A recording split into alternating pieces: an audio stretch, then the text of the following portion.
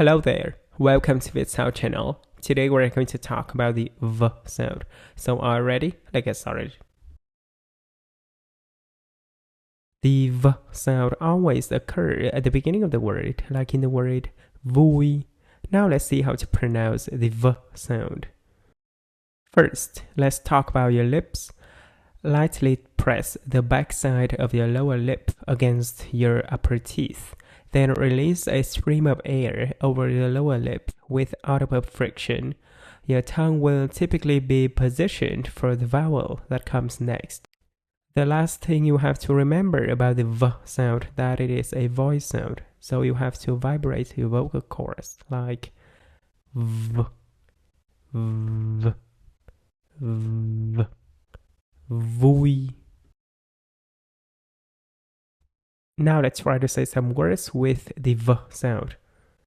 I'm going to say the word first, then you'll have a few seconds to copy exactly how I pronounce the word. The first word is va,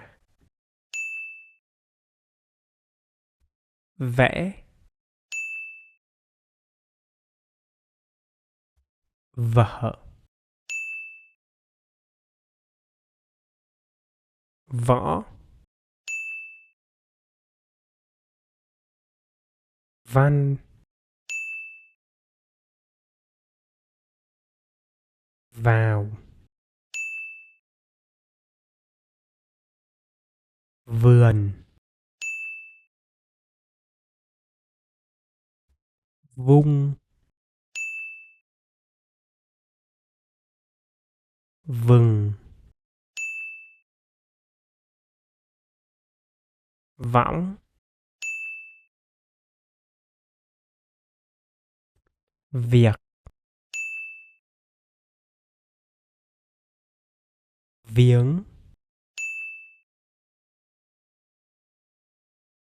văn vở, vươn vai, vui vẻ, vội vàng, vương vãi. Now let's try to say some sentences with many of the V sound. We're going to do it in 3 steps. On the first step, I'm going to say the sentence very slowly. Then I'm going to do it a little bit faster. And on the last step, I'm going to say the sentence with normal speed. Việt, vẽ, voi, vào, vợ, vân. Now a little bit faster. Việt, vẽ, voi, vào, vợ, vân. Now with normal speed. Việt vẽ voi vào vở vân. Vũ, vội, vàng, viết, vài, dòng, vào, vở. Now a little bit faster. Vũ, vội vàng, viết, vài dòng, vào vở. Now with normal speed. Vũ vội vàng viết vài dòng vào vở. Vân, vươn, vai, rồi, tập, võ. Now a little bit faster.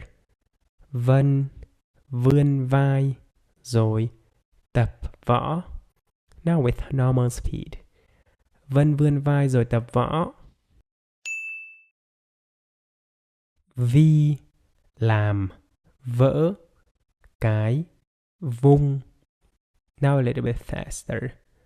Vi, làm vỡ, cái vung. Now with normal speed. Vi làm vỡ cái vung. Okay, you've done very well. If you want to bring a smile into my face, you can support me by the link in the description. Thank you for watching.